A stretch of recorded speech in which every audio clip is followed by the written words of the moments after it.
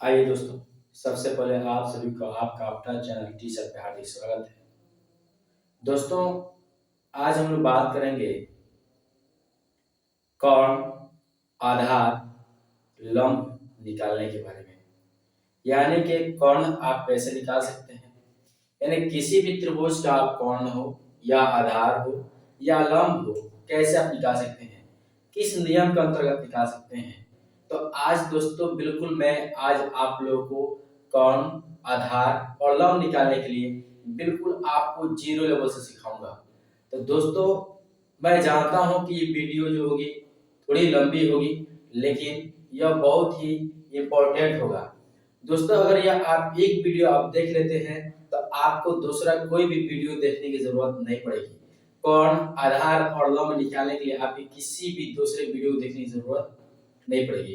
तो दोस्तों, मैं एकदम बिल्कुल आपको बेसिक लेवल से यानी कि जीरो लेवल से आज मैं आपको कर्ण, आधार और लंब निकालने के लिए आपको सिखाऊंगा। तो आइए दोस्तों, हम लोग देखते हैं। उससे पहले कि मैं कुछ आप लोगों से बात करूं कि इसमें जो होता है कुछ हिंदी शब्द जो होते हैं उसका इंग्लिश भी आप जान लीजिए, इसको जो होता है इस्तेमाल किया जाता है। जैसे कर्ण जो होता है इसको हम लोग इंग्लिश में हाइपोटेनियस कहते हैं और इसको हम लोग इंडिकेट के लिए एच लिखते हैं। उसी प्रकार से आधार को हम लोग बेस कहते हैं और इसको हम लोग बी से सूचित करते हैं। उसके बाद एंगल होता है यानी कि कोण, इसको हम लोग एंगल का चिन्ह ऐसे होता है या इसको हम लोग ए से सूचित करते हैं। उसी प्रकार से लंब जो होता है इसको हम लोग इंग्लिश में परपेंडिकुलर कहते हैं, इसको पी से सूचित किया जाता है। साइड होता है यानी जिसको हम लोग भुजा कहते हैं, यानी कि भुजा का हम लोग इंग्लिश में साइड कहते हैं, इसको ए से भी सूचित किया जाता है या फिर एस से भी किया जाता है। ठीक है। उसी प्रकार से वर्ग होता है यानी कि स्क्वायर होता है। योग यानी जोड़, दो या दो से अधिक संख्याओं को जोड़ने को ही हम लोग क्या कहते हैं, योग कहते हैं या जोड़ कहते हैं। ठीक है, उसको इंग्लिश में एडिशन कहा जाता है। तो आइए दोस्तों, अब हम लोग जानते हैं पाइथागोरस प्रमेय होता क्या है। पाइथागोरस प्रमेय देखिए दोस्तों, पाइथागोरस जो थे वह एक बहुत ही बड़े गणितज्ञ थे, उनका नाम है। ठीक है, तो आज हम लोग उसी के बारे में पढ़ेंगे, पाइथागोरस प्रमेय के बारे में। ठीक है, तो अब आते हम जानते हैं कि होता क्या है ये। तो हम लोग देखिए, किसी भी समकोण त्रिभुज में कोण का वर्ग शेष दो भुजाओं के योग के बराबर होता है। यानी कोण जो होता है सबसे बड़ी भुजा होता है। देखिए, मान लीजिए आपको ट्रायंगल दिया गया है। ठीक है, यानी कि आपको त्रिभुज दिया गया है। अब यहाँ पे यह ट्रायंगल जो है ए बी सी है। अब ये हमेशा जो होता है ट्रायंगल का होता है कि 90 डिग्री के सामने वाली भुजा को ही हम लोग हाइपोटेनियस यानी कि कोण कहते हैं। ठीक है, हाइपोटेनियस यानी कि कोण कहते हैं। तो दोस्तों, आपको इसको फार्मूला के अंतर्गत यानी कि नियम के अंतर्गत देखा जाए तो इसको कहा जाता है कोण स्क्वायर बराबर आधार स्क्वायर जोड़ लंब स्क्वायर। ठीक है, क्या कहते हैं इसको, कोण स्क्वायर बराबर आधार स्क्वायर जोड़ लंब स्क्वायर। देखिए, इसमें जो होता है अगर एंगल जो होता है यहाँ पे बन जाए तो इसके सामने वाली भुजा जो होता है पी यानी कि परपेंडिकुलर होता है, यानी कि इसको हम लोग हिंदी में लंब कहते हैं। ठीक है, इसको लंब कहते हैं। अगर यह और जिस पे बना होता है उसको हम लोग बेस कहते हैं, यानी कि आधार हम लोग कहते हैं।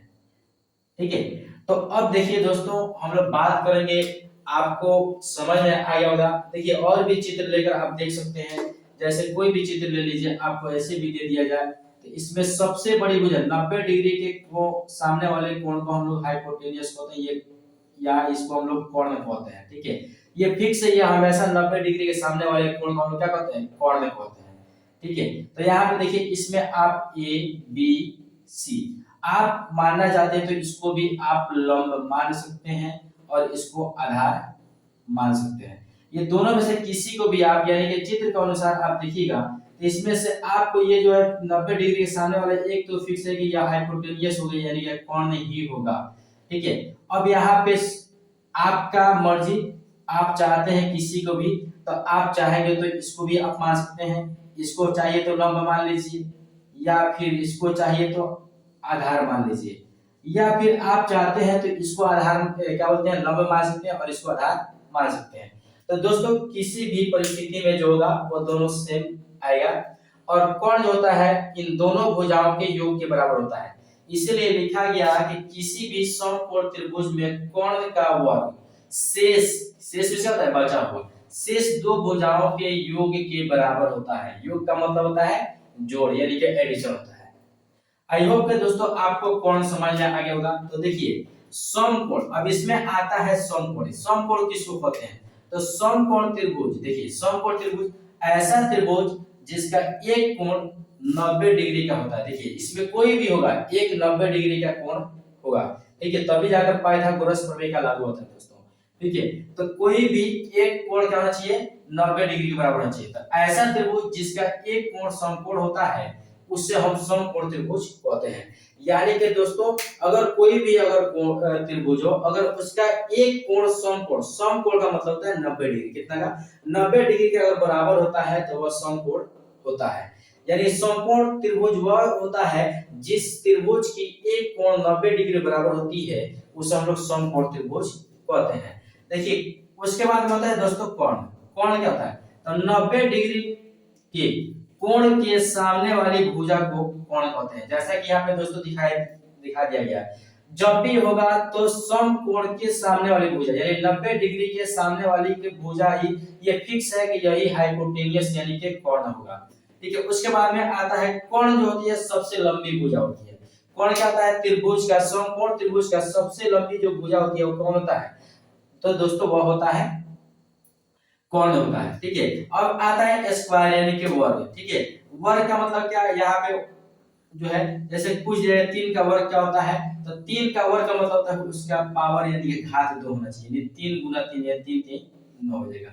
उस पर से 4 का अगर पूछा जाए तो 4 का स्क्वायर कर दे। 4 का वर्ग क्या होता है? तो 4 का घात 2 कर देंगे, यानी पावर 2 कर देंगे। ये 4 गुना 4 4 चौका 16। आपको किसी भी संख्या का अगर 10 का पूछ दिया जाता आप तो 10 का वर्ग जो होता है तो 10 का वर्ग लिख लेंगे। 10 का वर्ग बराबर है 10 पर पावर 2, यानी 10 का वर्ग जो होगा 2 होगा। इसको यानी 10 गुना 10 इक्वल टू क्या हो जाएगा? 100 हो जाएगा।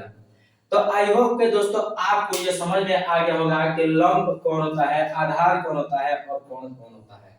तो दोस्तों आइए हम आपके समय को बर्बाद न करते हुए दोस्तों अब हम बात करेंगे इस पे क्वेश्चन के ऊपर कि आप कैसे लंब या आधार या फिर कोण आप निकाल सकते हैं। तो आइए दोस्तों हम लोग आगे देखते हैं कि कैसे हम लोग इसको निकाल सकते हैं। जैसा कि क्वेश्चन में आपको पहले से चित्र में दिखाया जा चुका है। ठीक है, तो आइए हम लोग निकाल कर देखते हैं। तो बिल्कुल ही स्पष्ट है दोस्तों।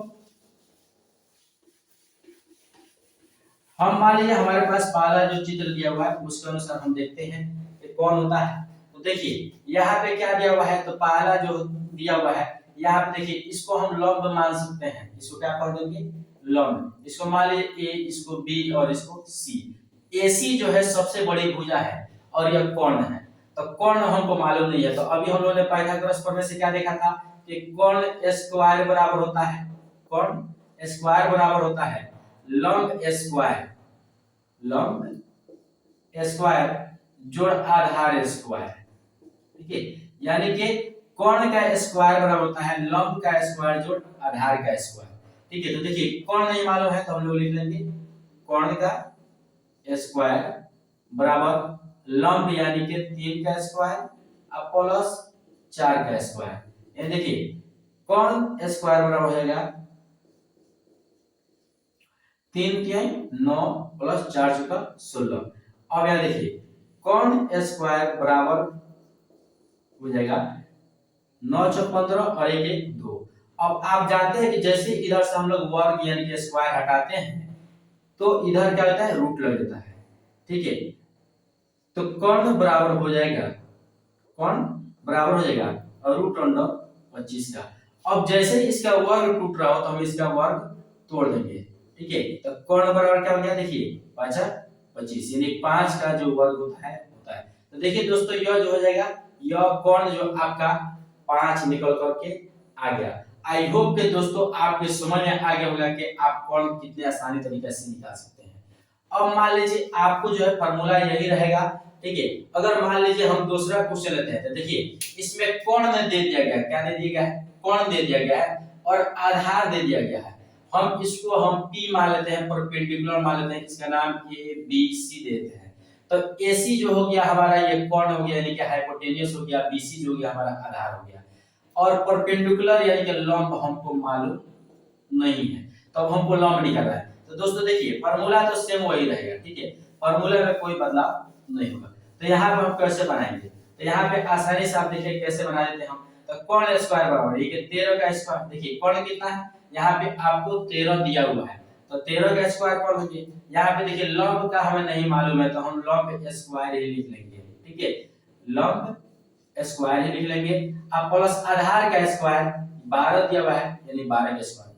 देखिए 13 का स्क्वायर कितना होता है, तो 169 यानी कि 169 होता है, बराबर हो जाएगा लंब स्क्वायर, किसका, लंब स्क्वायर प्लस 12 का स्क्वायर 144 होता है। देखिए अब यह जो होता है, जब भी इधर अगर प्लस होता है तो इधर किसी बदल जाता है माइनस में, तो यानी कि 169 यानी कि 169 माइनस 144 बराबर हो जाएगा इसके लंब स्क्वायर, किसके लंब स्क्वायर। अब देखिए इसमें से हम माइनस करेंगे, 9 में से 4 गया कितना बचेगा 5, और 6 में से 4 गया 2, तो ये कितना बच गया 25 बच गया, बराबर लंब स्क्वायर का, ठीक है।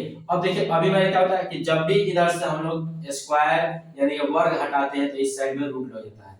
देखिए क्या हो जाएगा, रूट अंडर 25 बराबर हो जाएगा लंब का, ठीक है, ये लंब बराबर हो गया। अब इसका वर्ग टूट रहा है 5 25, तो क्या हो जाएगा लंब बराबर हो जाएगा 5 का। देखिए इसका वैल्यू कितना आ गया दोस्तों, तो लंब का जो वैल्यू आ गया 5 आ गया। तो आई होप कि दोस्तों आपको समझ में आ गया होगा कि आप लंब कैसे निकाल सकते हैं। अब हम चलते हैं, हम तीसरा क्वेश्चन भी लेकर देखते हैं। मान लीजिए हमको अब यहाँ पे ये त्रिभुज ए बी सी है, और इसमें हमको जो है बी का यानी कि आधार का वैल्यू हमें मालूम नहीं है। किसका वैल्यू मालूम नहीं है, तो दोस्तों हमें आधार का वैल्यू मालूम नहीं है, तो अब हमें आधार निकालना है। क्या निकालना है, आधार। तो आप कैसे निकालेंगे, तो पाइथागोरस प्रमेय का लागू करके, इसको पाइथागोरस थ्योरम को लागू करेंगे, यानी पाइथागोरस प्रमेय को लागू करेंगे। क्या चीज, कर्ण स्क्वायर बराबर क्या चीज, लंब स्क्वायर, लंब स्क्वायर जोड़ आधार स्क्वायर, ठीक है। अब यहाँ पे देखिए कर्ण का स्क्वायर, यहाँ पे कर्ण दे दिया गया है, क्योंकि पहले ही बताया जा चुका है कि जो कोण होता है, समकोण होता है 90 डिग्री होता है, उसके सामने वाली भुजा पे होता है हमेशा कोण होता है।